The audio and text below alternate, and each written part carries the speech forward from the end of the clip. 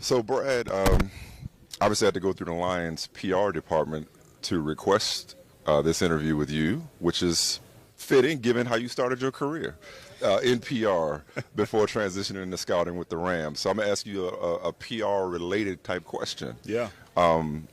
What would you say is the story of the Detroit Lions as we sit here on March 1st, 2023? Boy, that's a good one. I would say I think you could sum it up in patience and resilience. I think when Dan and I first got here, we had a plan in place. We have great ownership that believes in our plan and was patient enough with us to, draft and develop, kind of just – the roster was kind of down to the studs and had to kind of build it back over.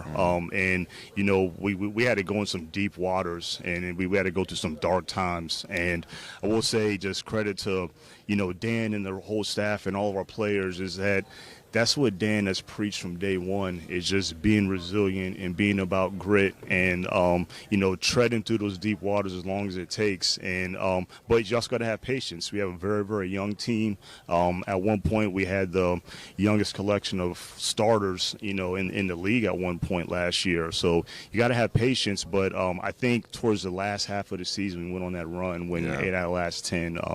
I think you saw patience pay off, and I think the resiliency showed. Last time I saw you, I came to training camp at Allen Park, and the Hard Knocks cameras were there. Yeah. So the league and fans got the chance to really get an inside look at the organization.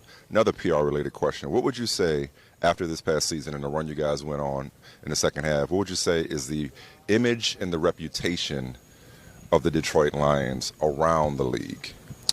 Hopefully they see us as a gritty football team, and when you talk about grit, we talk about will, you talk about perseverance, and hopefully they look at us as gritty, and hopefully they see us as doing it the right way too. And I say it often, Dan and I talk about it often, that often the right way is a hard way. And, we're willing to take that hard road, which we've done. And I think we saw the fruits of those labors. Well, I can tell you what the outside world thinks. I'm sure but, you guys are like the it team right now. You went from an organization looking for stability and credibility and obviously still searching for that playoff appearance and playoff victory. You know the history.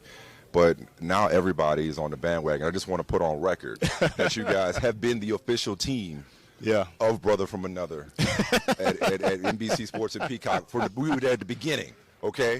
I appreciate you rocking with us from the very beginning.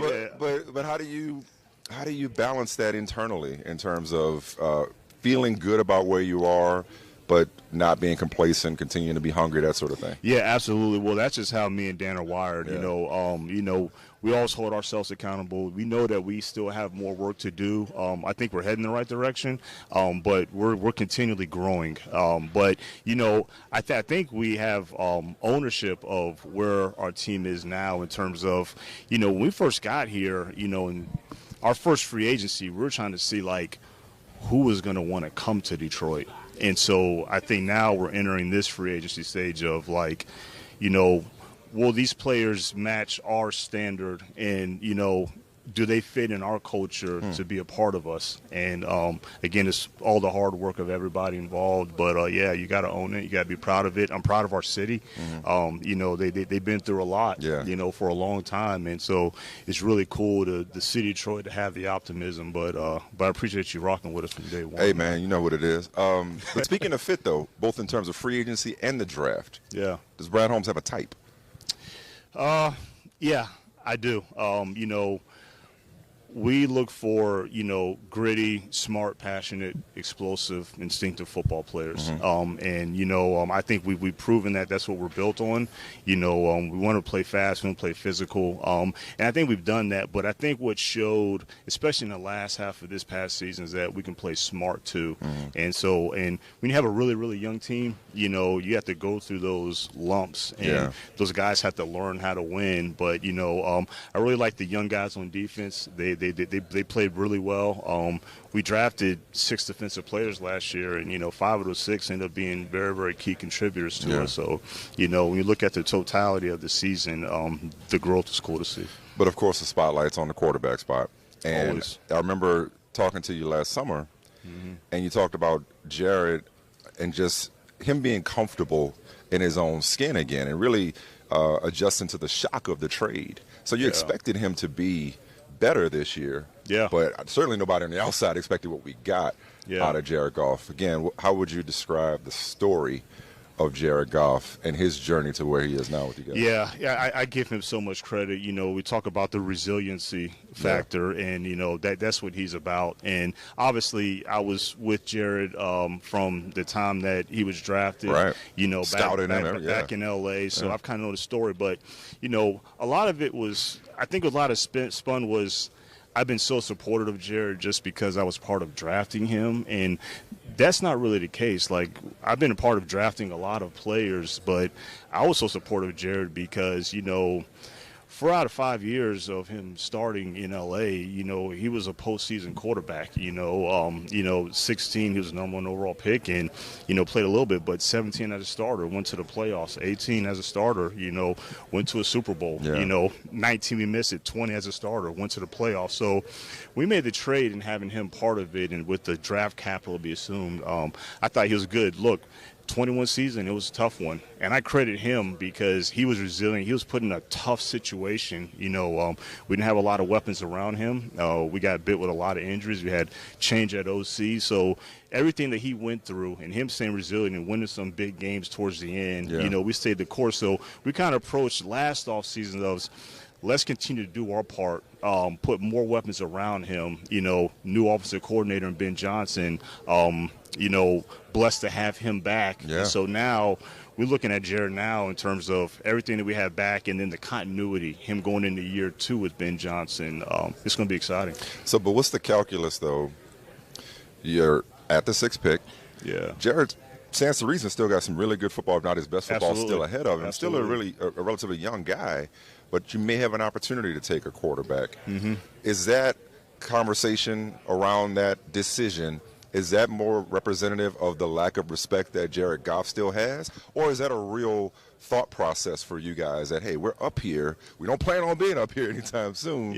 This might be a spot to get a successor, even if we're not desperate for one. I think it's a little bit of both in terms of I think a little bit of I'm not sure the respect factor that Jared has. I think a lot of people have some recency bias of they kind of forgot everything that he's done. I'm not saying everybody does, but I kind of feel like the narrative is a little bit of everything from 16 to 20 was kind of back and kind of how the trade went down.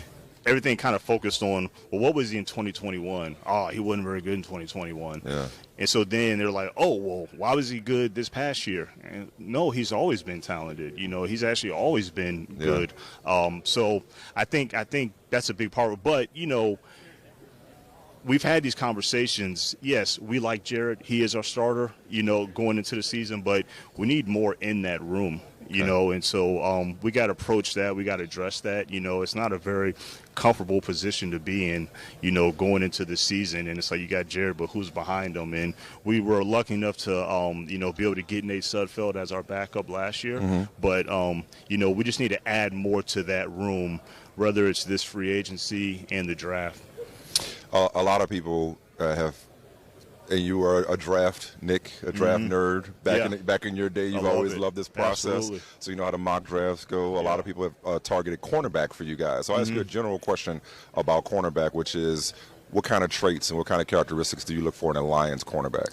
Yeah, well, we want guys that are confident, you know, guys that really believe in themselves, have a short memory. Look, that's a tough position to play, and, you know, you're going to have some bad things happen. You got a lot of moment of truth situations where, you know, the pressure might be rising and your heart rate's got to kind of come down, and it's mano a mano. So, we're just looking for guys that are confident, that are explosive, but fit us. And, you know, we're just a gritty group, and, you know, they just got to fit our culture and be the right guy. I want to go into your journey a little bit, too. So before you got into PR, started with the Hawks first, if I'm not mistaken, before you got to the NFL with the Rams, started with the Atlanta Hawks. Enterprise rental car. Which goes to show, man, it's like you better be careful. Like, You never know. You might be talking to a future general manager of your favorite team when you're dropping off or picking up the rental car. What was your job at Enterprise, and what location was this? Yeah. Where did you pick people up? Oh yeah, because we'll pick you up, right? That's it. Oh man, Mark, you're digging deep now. So no, when I first got to college, I tried to get into scouting, and I was told no. North Carolina A&T, Black College National Champion. Yeah, came out of A&T. Gotta give love. Yeah, I appreciate it. Came out of A&T, Aggie Pride, and I couldn't get into scouting, so I had to move back home with Mom. And Mom's was like, you better get your butt home and get a job. And so I'm working at Enterprise Rental Car down in Tampa, Florida. Just renting cars. Renting cars, washing cars. Got a shirt and tie on, and I'm thinking about football all day. So finally got an opportunity to join the Atlanta Hawks as a media relations trainee. And shout out to Arthur Trish, the NBA All-Star game was there in 2003, and then he introduced me to some NFL PR directors at the time because of the All-Star game. And then that's when I met Dwayne Lewis, who was a Rams PR director at the time, and he gave me an opportunity to be an intern. But that grind, I truly think that shaped me, because sticking on Enterprise, I'm working this internship. I'm living in Atlanta. I didn't have the money to live in Buckhead or anything, so I'm living way out in Norcross. And what the Hawks gave me is a free MARTA pass.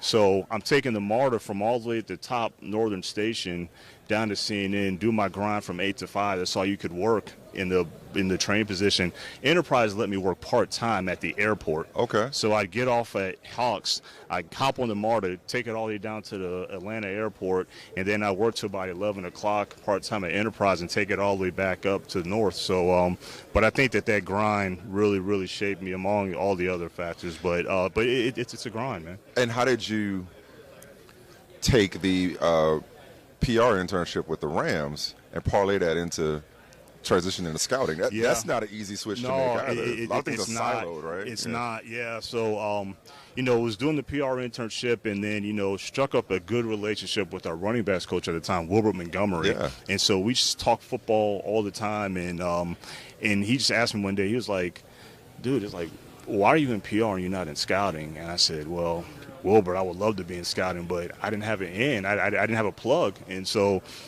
he said, look, let me go ahead and talk to Charlie Army, who was our general manager at the time. Mm-hmm. He said, look, I don't vouch for many guys to Charlie, but I'm going to go ahead and vouch for you. Wow. And so he vouched for me to Charlie Army. And one of my jobs as a PR intern with the Rams was passing out media clips every morning. And went to Charlie Army's office, gave him his media clips, and then he said, hey, look, I talked to Wilbert, and, I'm going to give you an opportunity to intern for the draft. And that was my shot, and I just want to be the best intern I could be, and it's worked out. So you were a mass comm major, though. Yeah. So were you almost like on my side, or was it always PR for you? Or were you have your own show right now? Things have gone. You know what? I don't think I'm on your level in terms of. I truly think the guys that do what you do, it's a gift. I appreciate it. But I will say. But I was having this conversation with one of our staff members the other day about when you get it fresh out of college, sometimes you still might not truly know what direction you're going to go in life. And I was kind of at that point with the Hawks. At the Hawks, I'd already been told no about NFL scouting. So I was like, all right, I can still do this PR thing. I like writing, and I like sports and all that, but do I want to be a coach? Do I want to be a agent? Do I want to just be a PR director? Mm-hmm. And so I'm kind of finding what path it is. And so, but I knew football's in my blood. I think about it all day, all the time. I just can't get enough of it. So when I got that opportunity with the Rams to be in PR, I was like, man, how can I make my way into scouting? And you can't sacrifice your current job. You still got to do it at a high level. But I was blessed. So I have a lot of appreciation for not only Dwayne Lewis giving me the opportunity, but Wilbur Montgomery and Charlie Army. Well, and I love that story, because that's what I tell a lot of young people who are trying to kind of find their way and find their path. I'm like, don't be so narrowly focused on what you think you want to do. Yes. Have a dream, yes. Have aspirations, have goals, but don't be so narrowly focused where you, deny yourself experiences or relationships that could put you on the path. You may not. It's not always linear. You may not think it's going to put you on the path, but you never know who you're working with, who you're encountering, who you're making an impression on. or just what experiences are helping to shape the person that you're going to be once you get to that spot. Absolutely. Yeah, no, you hit a great point. Again, I did not know which direction that I guess life was going to take me. Yeah. Again, I always, I was always a football guy. I love football. I live and breathe it through my blood. But, when you get a bunch of no's, you're just like, okay, well, where am I going to go next? And again, I think the best advice is whatever you're asked to do, like, try to be the best at it and try to put your all into it. And I think when you're doing that and you do the best job you can, you'll always have an opportunity. And now you're sitting up here, GM, swagged out. Can you tell me about the what's the story behind this? So this is a Lions hoodie, and we talk fashion. That's what we do when we see each other. What is this, villains? Yeah. So what's up with this? It says villain. That's just something that's kind of an internal deal just within our personnel department, scouting department. I can't give out everything, but I will say that this is what we're about. This is what we believe in. It's on the walls in our building, and it's something that means a lot to us. But I just can't give out everything. Can I speculate? Is it you guys are taking on the persona of the hunted, so to speak, maybe, or just like the target? Or no, I'm way off. You gave me that face. I'm way off. He was like, nah, dog. Like, just stop reaching. Like, I told you I wasn't gonna tell you what it was. Just leave it at that. He was like, no, not quite. But you know what though? But you brought up something good though. I mean, me and Dan, the way that we're wired, like I was saying earlier, like, we're comfortable taking the hard road. Yeah. Like we're comfortable, embracing darkness. And, but in terms of villain, it's not about who we are as a team, but it's more of a personnel thing. It's about, players related. So this is strictly personnel, like just for your. Oh, okay. Yeah. So it's not a team-wide thing. Yeah, it's all right. personnel No, related. that's cool. Yeah. And no, man, it's and you did not. You jumped into this job with both feet. You've been bold. I would love to know where that boldness comes from, because it's like first you make the Stafford trade, which is no easy job or no easy trade to make when you're starting out in the big chairs, to trade the franchise quarterback and to trade him and get Jared Goff in return. Yeah, you make an intra-divisional trade. Wasn't very popular at the time. Well, I mean, but like, what's the thought process there? Because, okay, you've been around for a long time. It feels like it's less taboo now to trade within the division. Is that fair, or has it never been as big of a deal as people made it out to be? Yeah, I think it's a little bit of an archaic way of thinking. Yeah. Now you have to find the right, I guess call it trade partner. But me and Kwesi, we have a good relationship, but we're still mindful of we still got to play against each other. Okay. But in terms of the boldness, though, obviously I think it comes from my mom and dad. But I will say I spent like 18 years with the LA Rams, and I say almost the last 10 with Les Snead, and Les, way he runs his process, he's always been bold, and he's always said never be scared. Yeah. And so we had made some big moves out there in LA, and it's kind of rubbed off on me. And our processes aren't identical, but I think we have similar trains of thought in terms of you got to know when to strike, you got to do it the right way. But you can't be scared. So don't be shocked if the Lions trade up to number 1 with the Chicago Bears. That's what you're telling me. Like anything, like do not sleep on Brad Holmes doing anything necessary. I think we've proven that. All options are always on the table. I love it. Hey, I appreciate your time. I appreciate you're busy. your time. You thank you so much for this. It's cool, man. Really appreciate it. Good to catch up with you. I didn't expect anything less. And can I get one of those, or that's strictly for y'all? Because that's kind of slick. Man, look, you've already hooked me up with some tips, so I get you right. I appreciate it. I won't even know what it means, but I rock it. Thank you, Brad. Appreciate you, man. Appreciate you, man. Hi, I'm Mike Tirico, and thanks for watching. Make sure to hit subscribe for the latest news and highlights from NBC Sports.